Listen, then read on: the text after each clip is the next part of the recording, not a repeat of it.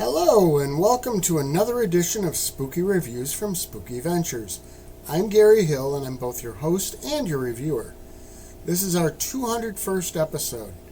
I'm going to be talking about the Blu-ray release of the Jester 2. Now, first off, I need to say that I wish I had seen this in time for it to make the Halloween season videos. It takes place on Halloween, so it would have been a perfect choice. However, by the time I got this and saw it, I already had all the Halloween season episodes done, so here we are with it as the first post-Halloween review instead. I reviewed the first Jester movie last year. The thing I liked the best about that movie was the title character. The way he moved and acted was just so creepy. The whole look of the character was great. Obviously, we've got that going here too. This one has a big focus on a character named Max.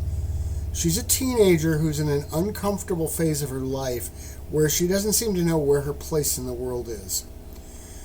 Now, she is also an aspiring magician, which makes her fit in even less with a lot of the kids of her age.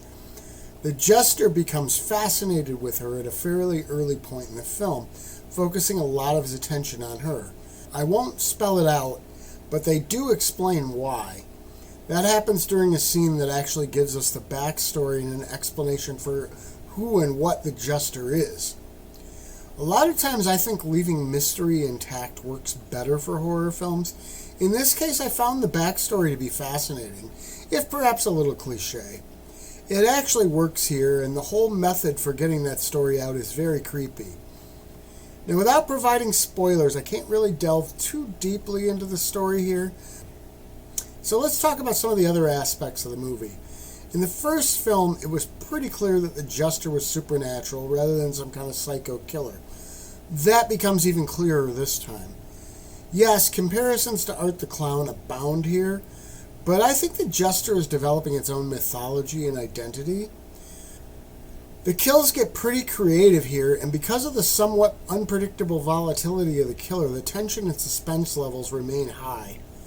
Caitlin Trentham as Max does such a great job. She conveys a full range of emotion and makes you really care for the character. Michael Sheffield as the Jester is the other lead character in the film. He also kills it, pun intended. Pulling off the menace with almost a wacky charm is an interesting balance, and he manages it.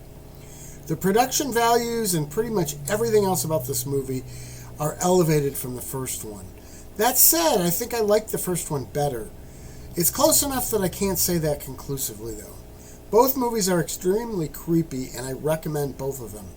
Now, this Blu-ray has a making-of featurette and some trailers for bonus materials. Of course, you also get audio commentary. While all of that has its merits, the main movie is the real focus, and it's definitely worthwhile. Spooky Ventures is the home for spooky content and spooky merchandise on the web. Check it out today at spookyventures.com. And remember, always keep it spooky.